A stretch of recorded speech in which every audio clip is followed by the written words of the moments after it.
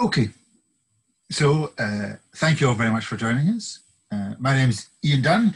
I work at SCIAF, primarily on the Climate Challenge Programme Malawi, which is a Scottish Government programme which works with communities in southern Malawi, helping them adapt to the impact of climate change. It's the biggest single programme in SCIAF's history. We know it's the biggest programme of this kind the Scottish Government have ever done. It works with the best part of 50,000 people in southern Malawi. It's a big deal, and now in its fourth year, and I think it's something that everyone involved in it is really proud of. You know, that has made a real difference to people who are facing big challenges from climate change. So we're hosting this event today to hear from some of the partners and participants on the programme about what the programme has done and how it is, you know, why climate change is a big issue and what this programme has done to kind of try and address it. So shortly, we're going to hear from my colleague, Maggie Njira, who works for Trocare, our kind of central partner in Malawi. She's the CCPM coordinator there.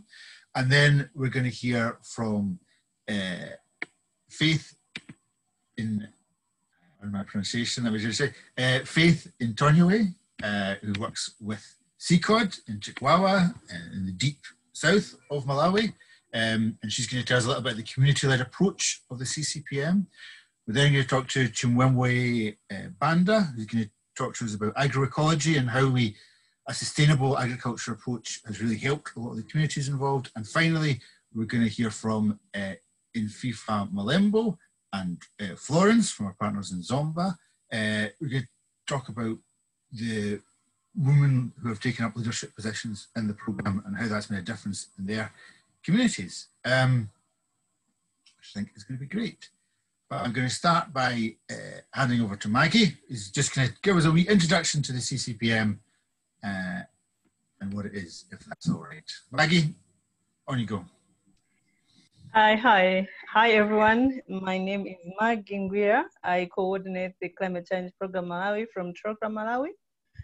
So as Ian has introduced, the Climate Challenge Programme is a resilience building program in which we work on the themes of water, food, and energy, because climate change in Malawi affects mostly affects these three aspects, because the production of them, so production of food, accessing of water, but also production of energy for cooking or any other industrial use would contribute to the manifestation of climate change. So in Malawi, what we now understand as climate change would be experiences of floods, of drought, either sometimes in the same year or in consecutive years. So we work around this to ensure that the program provides interventions that are supporting the communities that we're working with to produce food in a sustainable way, but also to access energy for income generation, but also for household use, but also to access water, because water is life, as we know. So without going so much into the details, I would leave it to the staff that work on the ground, but also the participants, one of the participants that we work with in the program. So thank you very much, everyone, for coming through to this event. We hope it's very interactive, and we hope we learn from you as well. Yeah, thank you.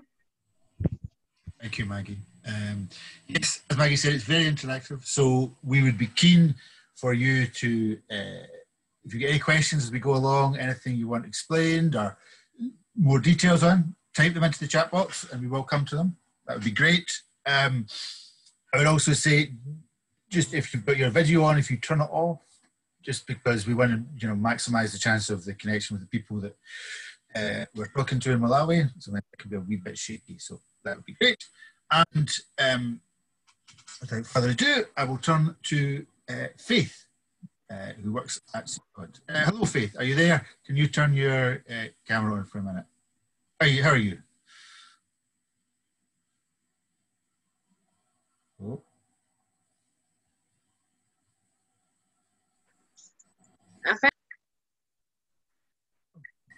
Can you hear me? Yes, I can hear you great. Okay. Oh. We'll try with the video for a little bit. If it cuts off, we can turn off the video and just do audio. So, Faith, what is your role with CCOD and the CCPM? What do you do? Okay. As I've said, I'm Faith Nthonyiwa, working as a community development facilitator with CCOD Chikwawa under CCPM project. With funding from Scottish government through TROCA, CCOD has been implementing a 3-year project called Climate Challenge Programme Malawi in Nthonyiwa, Chikwawa. And later in June 2020, it extended its work to GVH Gaga and GVH Lundu in Chapananga in Chikwawa district. The project has 120 direct participants in Nthonyiwa, having 642 females and 556 males. While in Chapananga, we have 1,235 direct participants, 747 being females and 489 males. The project mainly aims at improving resilience to current and future climate change by developing and implementing community adaptation strategies and measures that will improve agriculture, production, and rural livelihood across the food and water nexus, as what Maggie has said.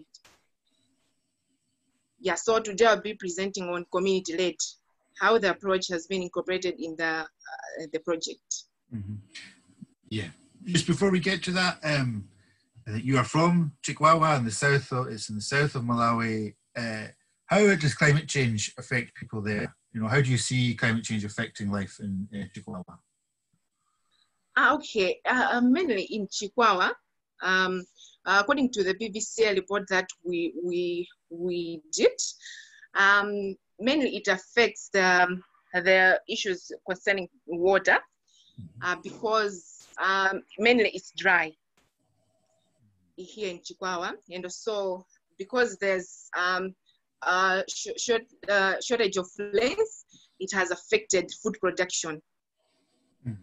Yeah, so that's why we brought the element of energy to help. Okay, if there's a lot of sunlight, as we implemented the element of energy so that we can harness the energy to produce water and also to produce water for food production.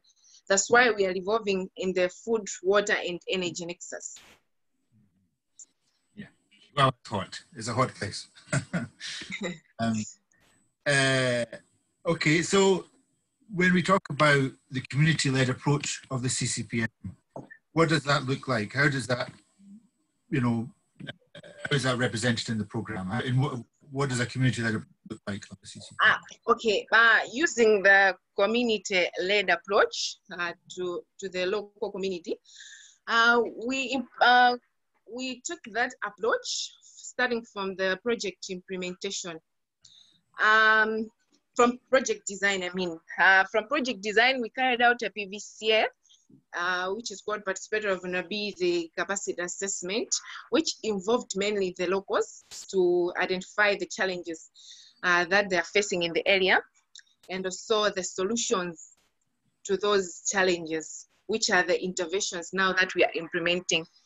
Then we listed all the interventions along the 3 pillars, the food, energy, and water nexus. From there, we gathered some of the interventions that mainly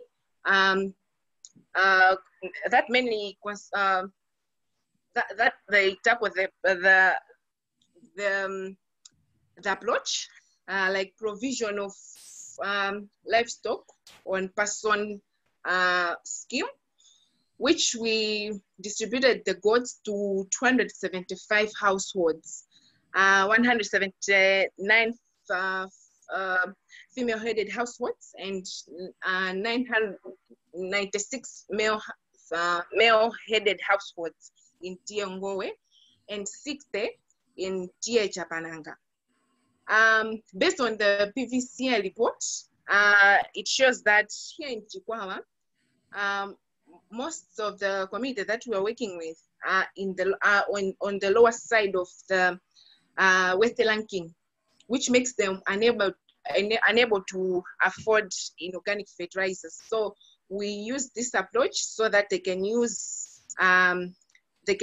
manure, goat manure, to produce different types of fertilizer, organic fertilizers, so that they can improve food security in the area.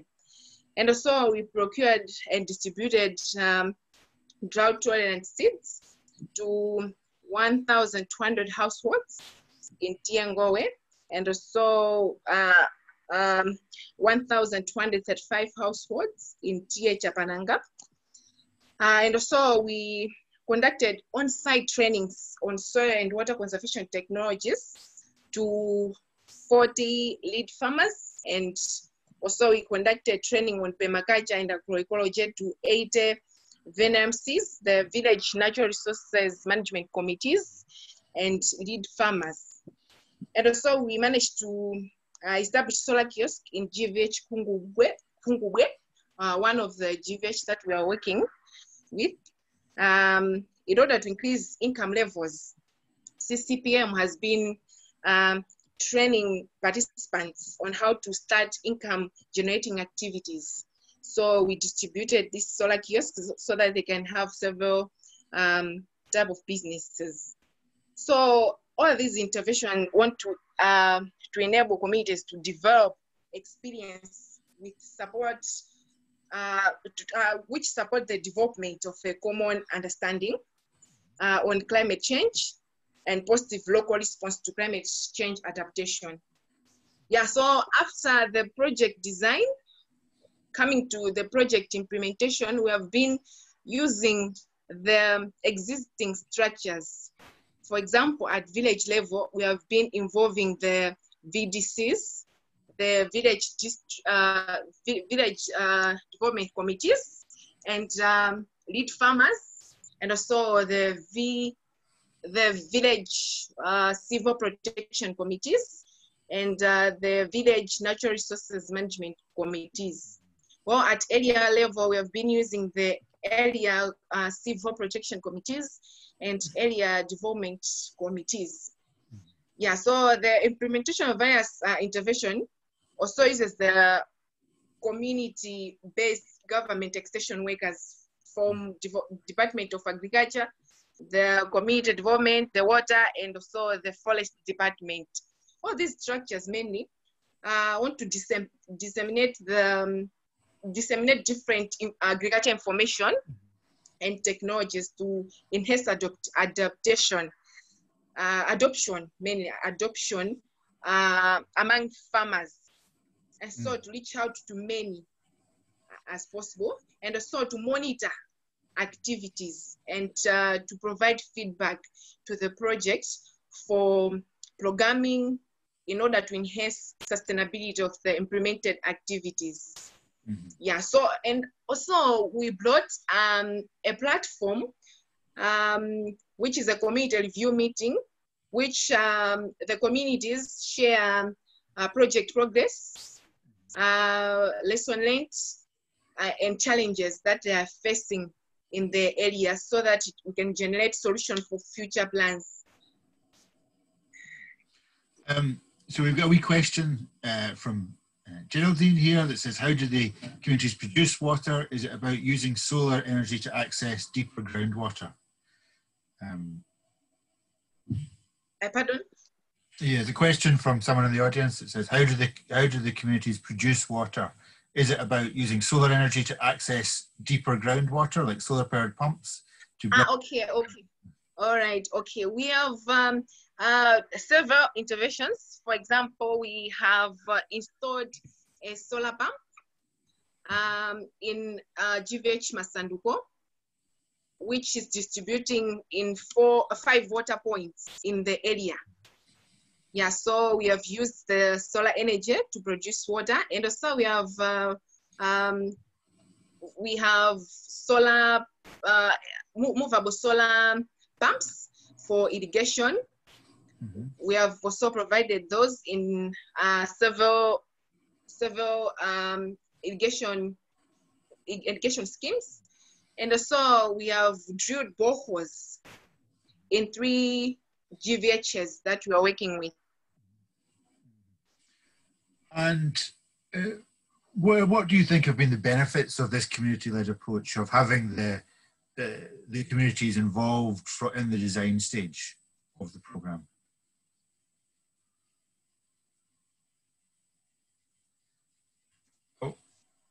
Okay, this approach to the sustainability of the project or of the interventions when the project phases out.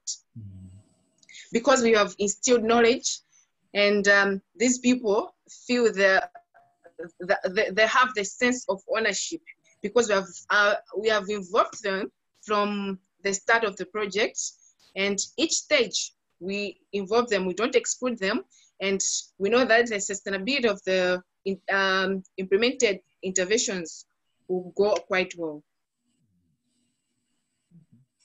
And are there any interventions that you think have worked especially well, that have been especially effective?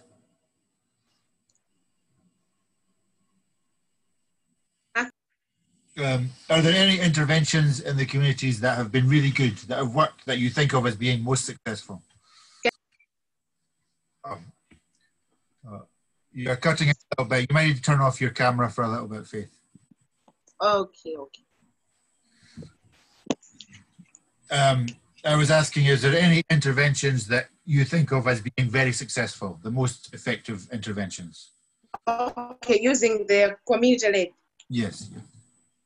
Okay. For the results that we can share based on the community-led approach, the community are now able to consume 3 food groups.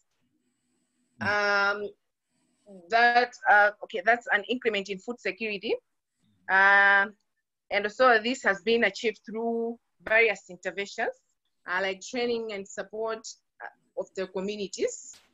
We have been procuring drought-tolerant seeds, which has also helped them, and also we have procured, for example, the movable irrigation pumps that have helped them.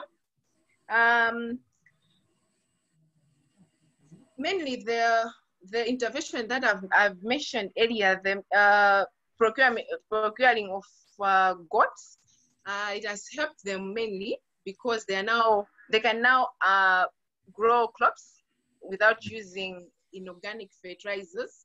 They are using manure, which has also increased their production.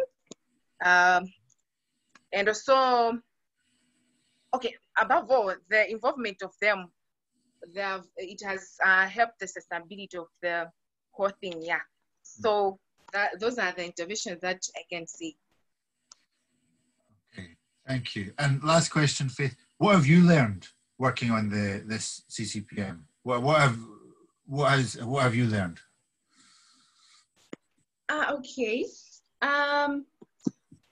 Mainly, I didn't know that involvement of these communities and the existing structures that I've mentioned above can have a great impact on the sustainability of a project. So this community-led approach mainly helps in the sustainability of the project. If the project, as I've already said, if the project phases out, these are the people that will take over the project. So mainly using these existing structures at village level, area level, and district level in the community as well, it really makes a great impact.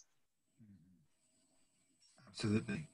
Thank you, Faith. That was great. That was really interesting.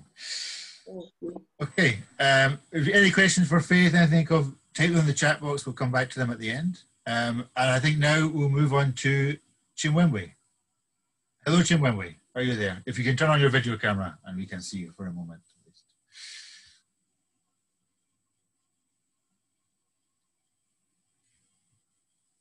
Okay, and if you can unmute as well.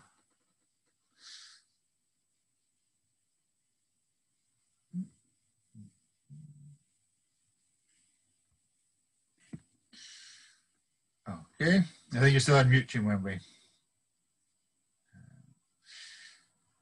And Chimwemwe Banda works. There we go. There we go. Yeah. Oh. Yeah, so I'm Chimwemwe Banda, working for Churches Action in Life and Development, implementing the Climate Challenge Programme Malawi in Machinga, in Sanama, in the two impact areas of Nkombwa and Mangulu. And we are working with 1,200 project participants. Yeah. Okay. I think you say your bandwidth is a bit low, so I'm just gonna, if you just turn off your video just now, we'll just do this one by audio. Okay. So what big issues does climate change create for communities in Machinga that you see? With the coming of climate change, the communities in Machinga have been experiencing a lot of effects that have come from climate change. The community have been exposed to risks and hazards. For example, there have been prolonged dry spells. There's been floods. There's been strong winds. And also the communities have been exposed to different pests and diseases. And due to these hazards, these hazards have resulted in low crop production and food security. And they have also resulted to communities being food insecure. And also the communities have had limited livelihood options, since in the case of droughts, most communities depend on agriculture, and when there are droughts, it means their livelihoods are destroyed, because most of the crops which they grow to sustain themselves, they do not do well. Yes, they end up being food insecure and having nothing to depend on. What are the main crops that people in Machinga grow? Of course, on the main crops that people in Machinga grow, we have they grow maize, which is the staple food for Malawi, and then we have other crops such as nandolo, which is pigeon peas in English, and then we have cowpeas. We also have groundnuts, and a limited number of people also grow cotton. And so when we talk about the agroecology approach that we use in the CCPM, what does that mean? What does agroecology mean? What does it, and what does it involve? Okay. To begin with, agroecology. Agroecology is being implemented in the CCPM project. Mainly agroecology. From the word agroecology, there are two words here: agriculture and ecology. So when it comes to agroecology, we're looking at how best we can integrate agriculture systems into the ecology. So in the concept of agroecology, we encourage farmers to be using agriculture systems that are environmental friendly, but at the same time, the farmer should be able to have maximum production from the farming systems. So in terms of the agroecology approach, we're taking this approach in the face of climate change, simply because with the coming of climate change, most of the farmers have been exposed to. So through agroecology, we hope that we are going to achieve resilient production. So the different approaches. There are a number of approaches that we took when we were implementing the agroecology. And the first is that we used the lead farmers, who are the model farmers in our areas, to help us implement the agroecology concept. So these lead farmers, they were firstly trained and equipped with knowledge on agroecology practices. After they were equipped with the knowledge, the lead farmers trained other farmers. And we also, through the lead farmers, we established demonstration plots to showcase the different agroecology practices. Simply, we established these demonstration plots so that the farmers can appreciate done awareness meetings on agroecology concepts. These meetings were conducted at the community level so that we can sensitize the people on why agroecology in the face of climate change.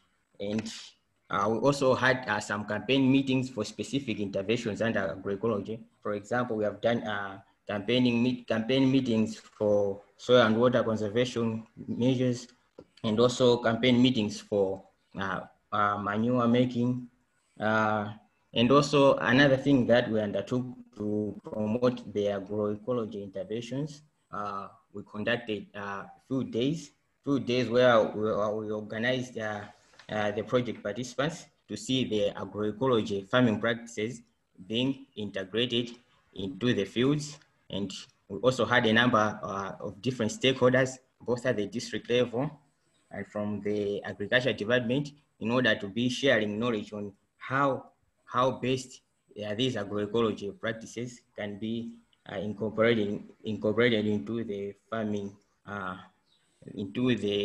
farming systems that are currently in Malawi. Yeah, so through agroecology, we are also encouraging the utilization of local resources, and hence this has ensured that more farmers are adopting, since the local resources are always available and they are cheap. So it has encouraged more farmers to be adopting their practices. And can you think of one individual who has been very successful with these methods? And can you tell us about them, how things have changed for them? To think of one individual who has been successful in our impact area, one of them is, we have this one farmer, his name is Mr. Mare.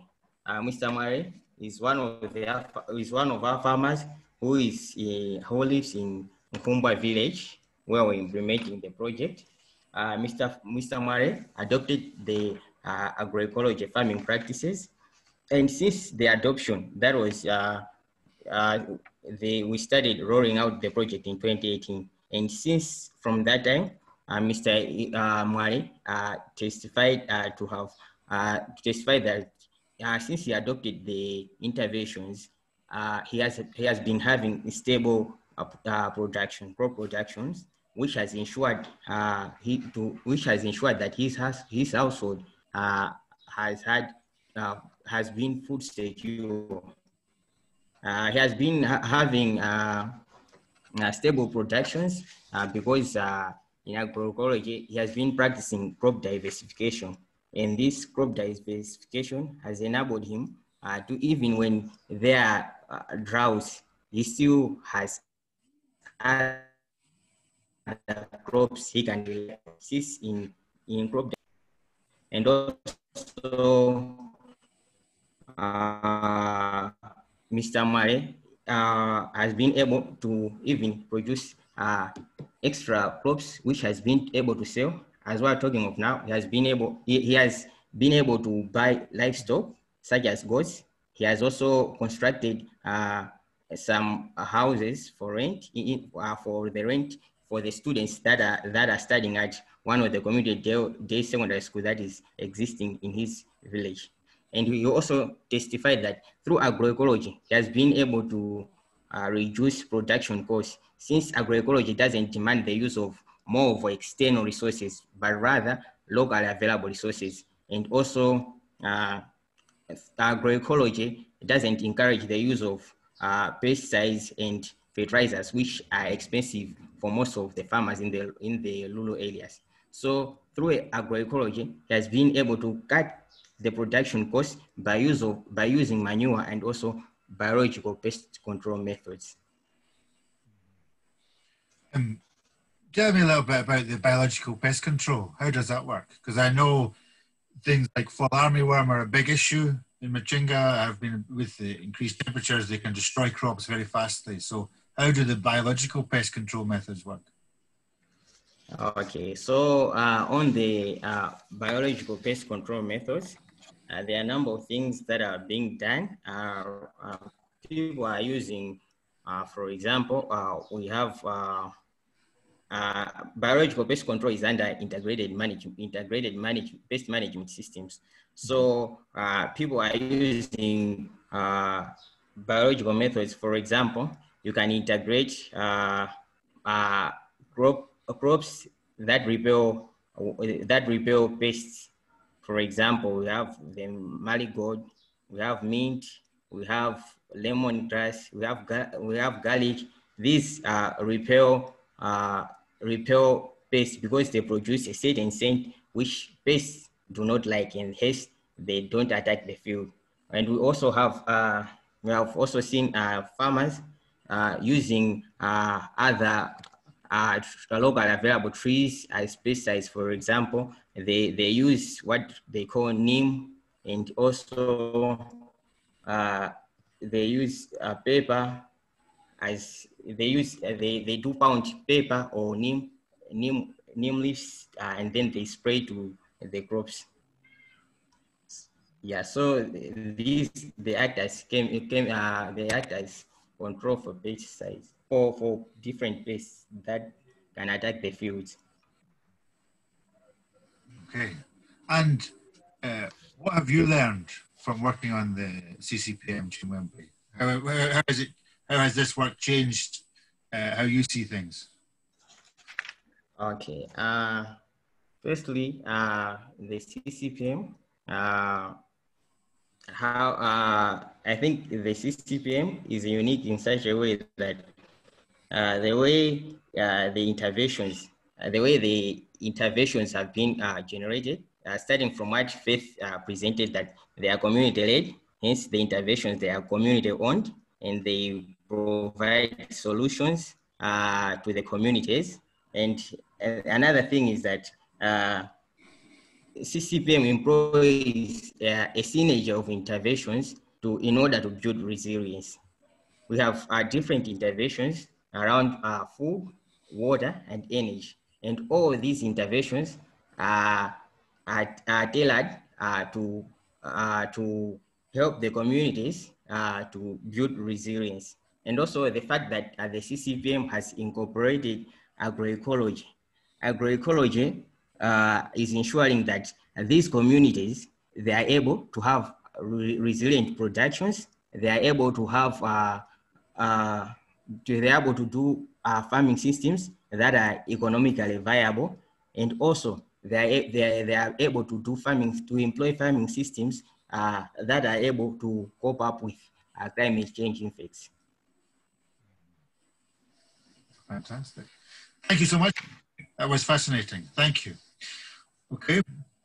We are now going to move on to Florence and Enifa. And Florence is one of our partners with Zard, who work in Zomba, one of the most beautiful parts of Malawi, I would say.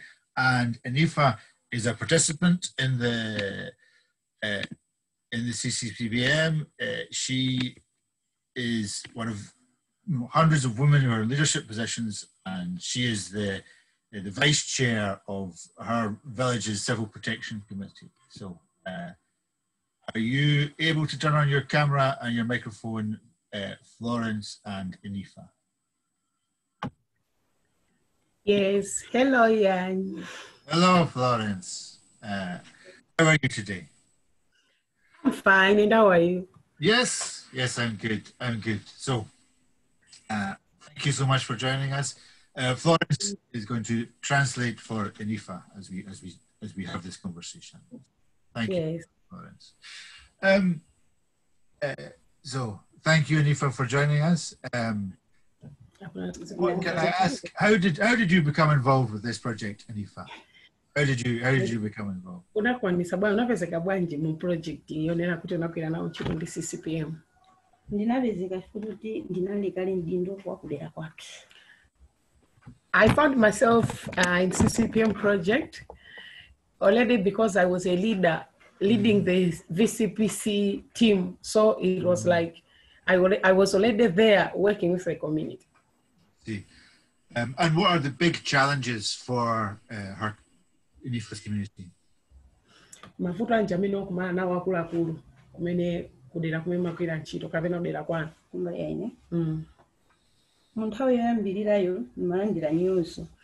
For the first time, like people were having fun of me or others were insulting me as a woman for leading them. Komanso anthu amaona ngati mwina sindingathe kutumikira chifukwa kuti ndine mzimayi. And others were undermining me just because I'm a woman. So that was a big challenge. Why were they doing that? Samaziwa kuti mwina ndili ndikuthekera kutani.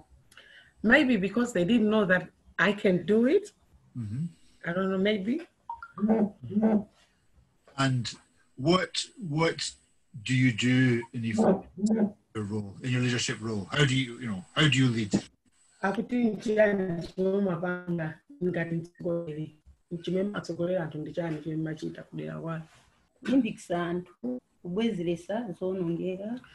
Firstly, I'm there to encourage the communities to rehabilitate and also to establish those that were destroyed by various disasters.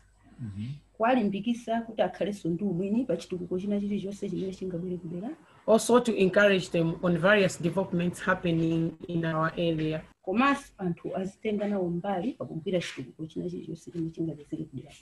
Also to encourage the communities to take part in various developmental activities in the area.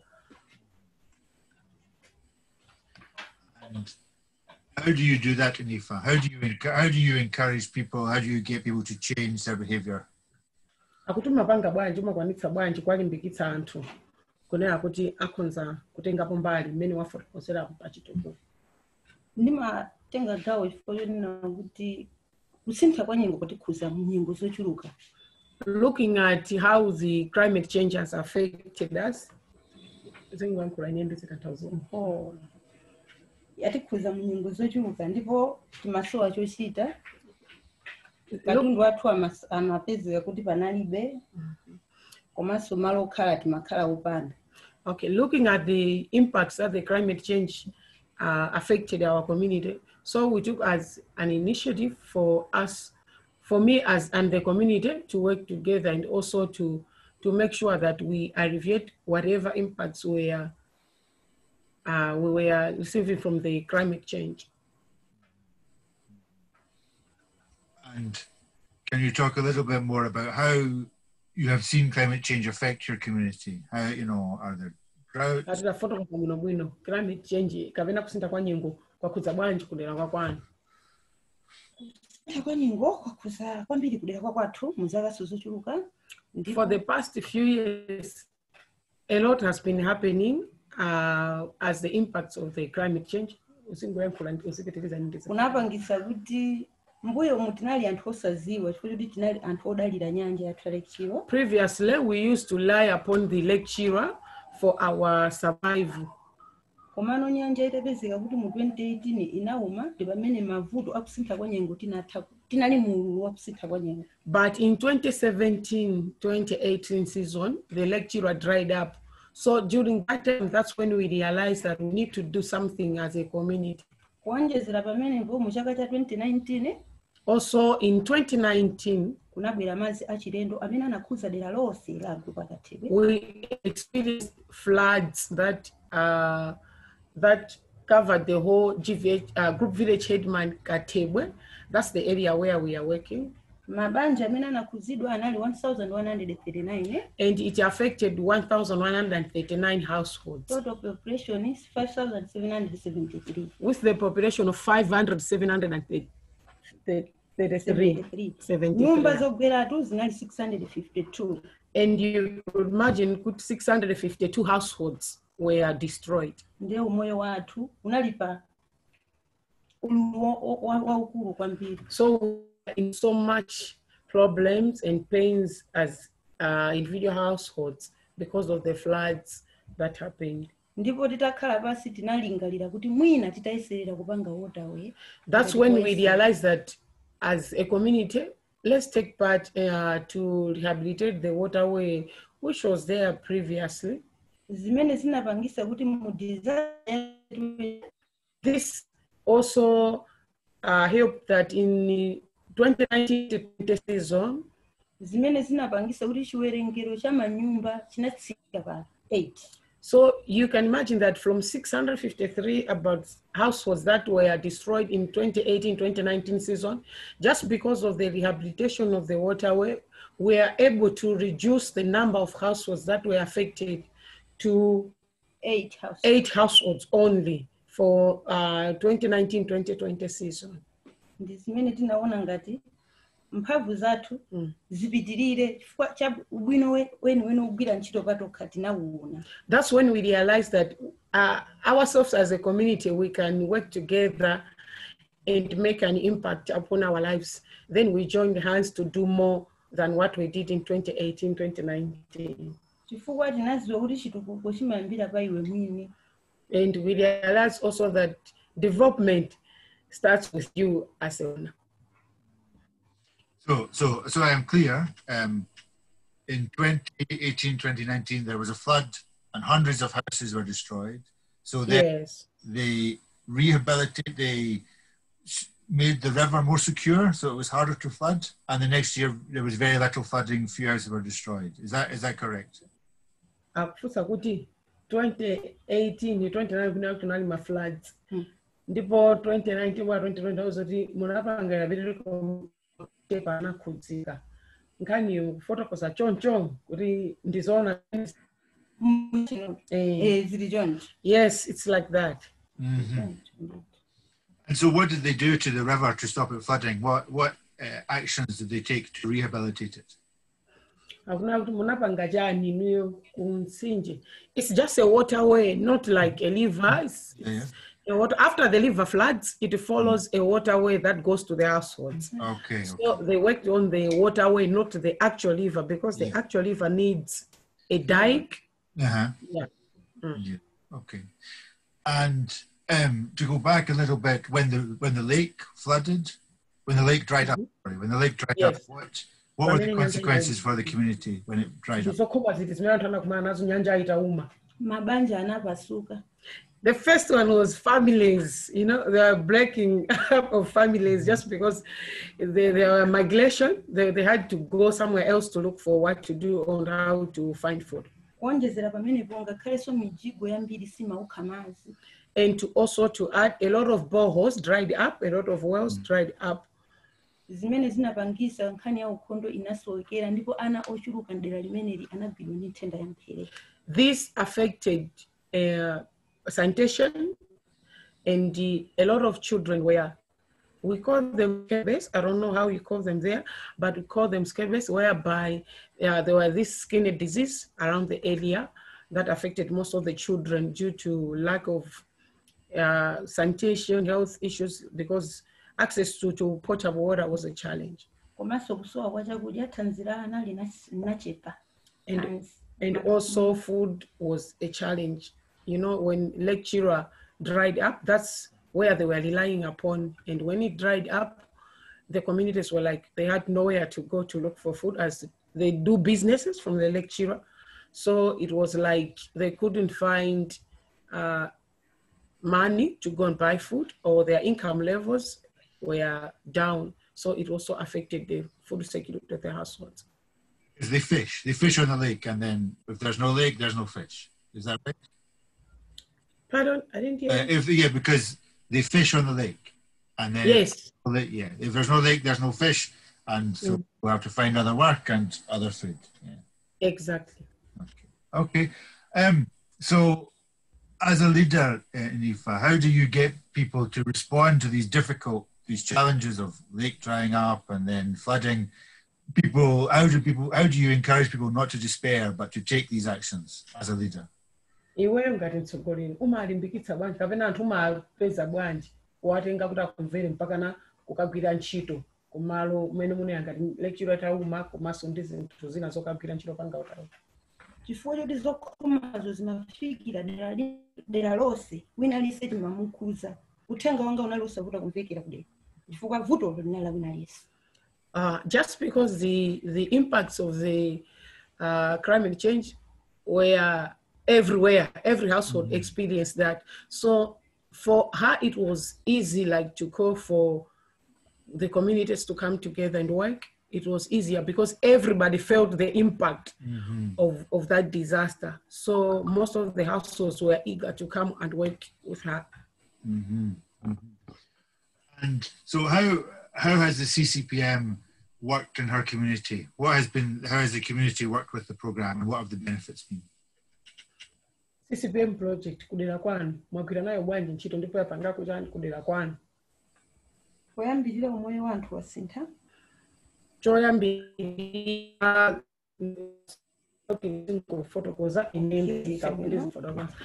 umoyo wa anthu wasintha nkhani ya malimidwe wina lisa kutenga pambali ulimi wakasintha.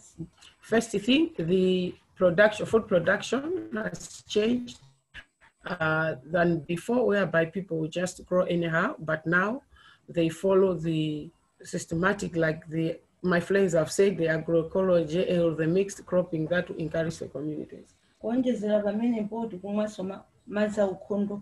There is access to potable water. The area has salty water, and it's so hard to drill the normal boreholes. So when CCPM came to the project, they are able to drill the rope and washer pumps. So the communities are able to access good and potable water at the moment. Solar energy business.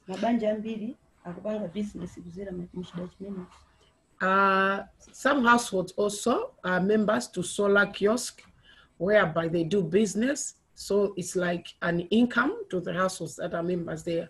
So that's also another benefit of the CCPM project.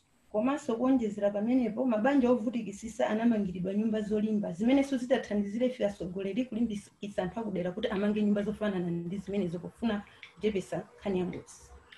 We also experience or learned how to build strong houses after a few houses were destroyed in 2018, 2019.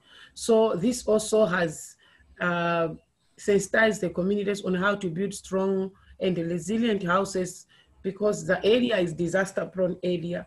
So there was a need for the communities to build strong houses for their survival.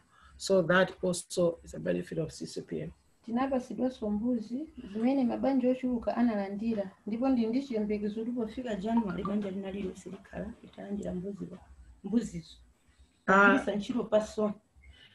There is a person project of goats. So a lot of households received goats, and she has faith that by January 2021, in her group village, almost every household will now be able to have goats because it's a person. So these second beneficiaries will pass on to the third beneficiaries. And have other women taken up leadership roles within our community through the CCPM as they do this rebuilding? A lot of them, yes. Has that changed the community, having more women leaders? How has it changed it?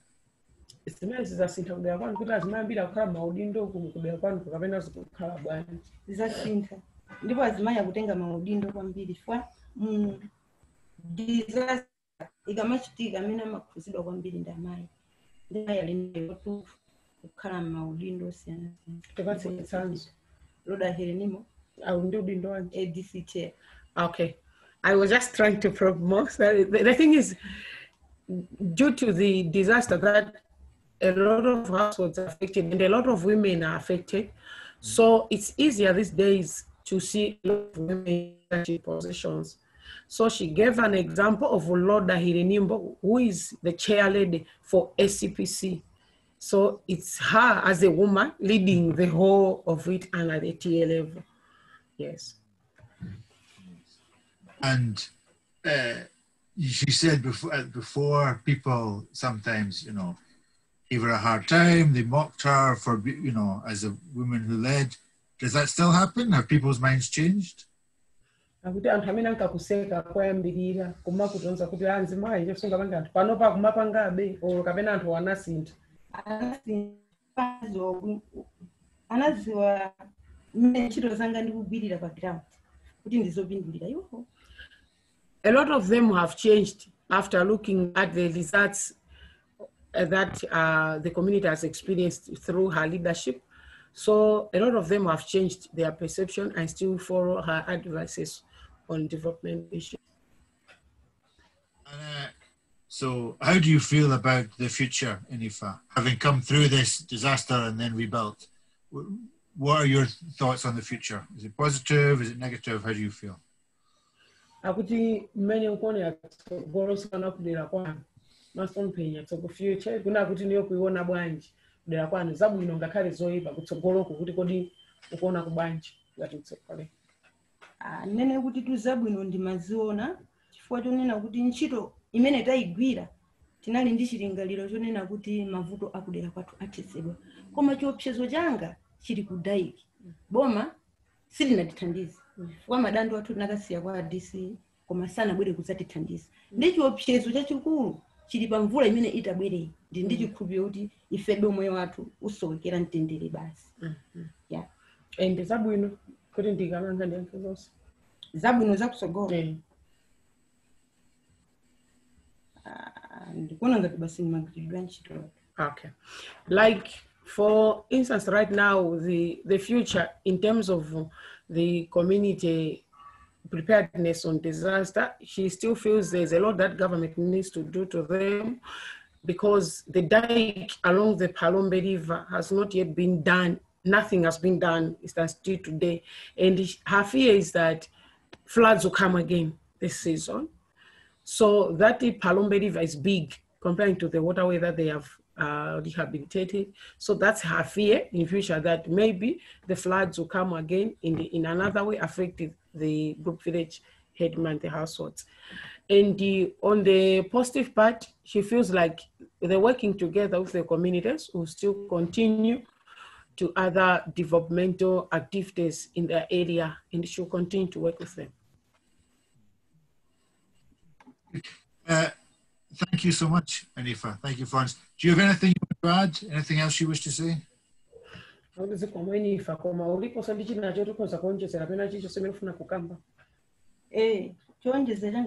Yes, I have. Kupitiliza pamenepo takhazikisa manazale amene mvula imene ikubwerayi mitengo yo tikazale waterway yathu ndicho linga choti nthaka ilimbe mwina mvula ikabwera yochuluka madzi akabwera ochuluka asafike pogumula kuti akatipeze kumakumbuka unga katundu wathu.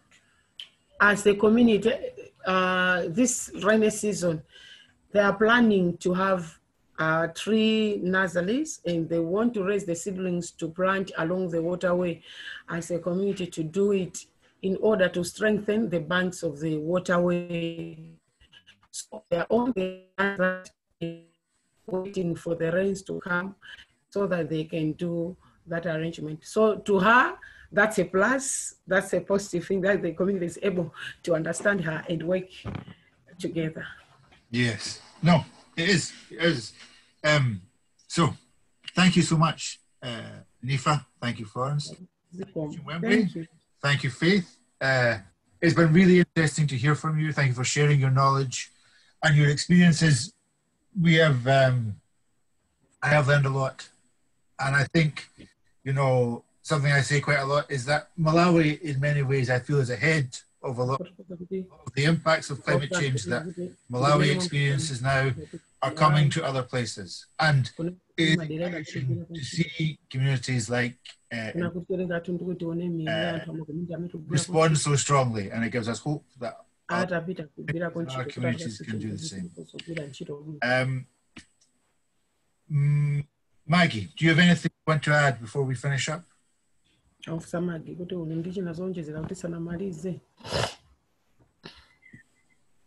No, nothing really to add.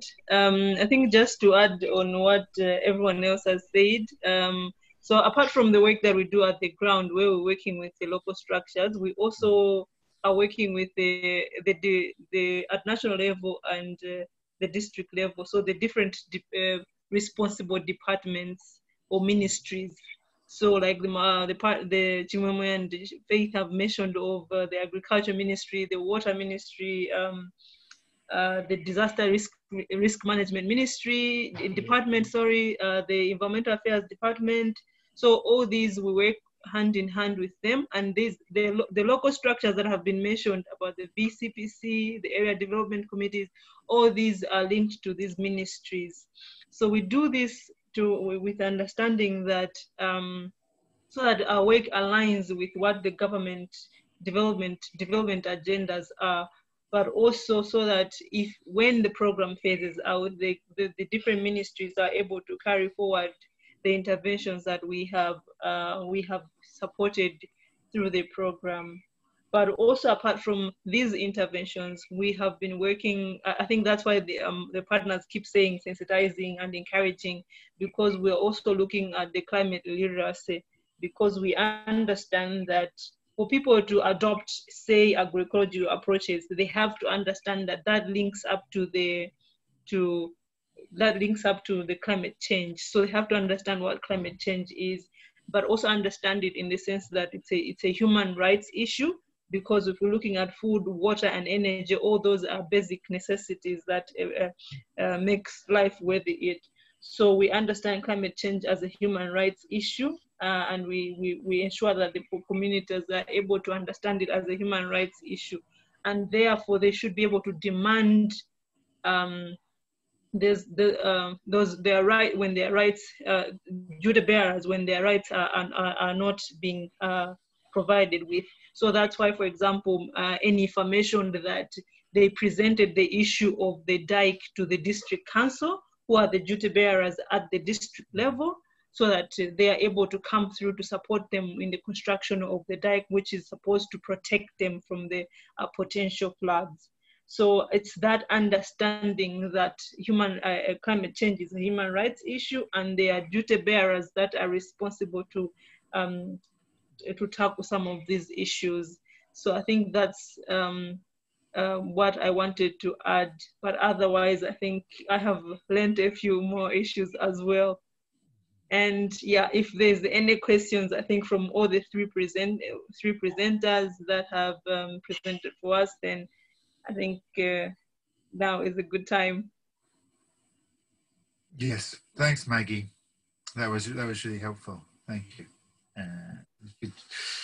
And one of the things that we also do in the CCPM that I think is particularly powerful is the work with some of the student groups who kind of take these climate literacy messages out to some of the communities and also up towards people in positions of power in Malawi who are really impressive and powerful advocates. And I think we will try and do an event like this with some of them soon, and they are very much worth hearing from. Okay, I'm not seeing any questions coming in just now, so I think that is almost lunchtime here. So I think we can wrap up, and we'll say thank you again so much to Maggie, to Chimwemwe, to Faith, to Florence and Enifa. It was really great to hear from you directly, and we hope to speak to you soon. Okay, enjoy the rest of your day, everyone. Thanks very much. Thank you. Thank you. Bye-bye. Thank you. Bye-bye. Thank you so much. Thank you. Thank you, everyone. Bye-bye. Bye-bye. Cheers. Thank you.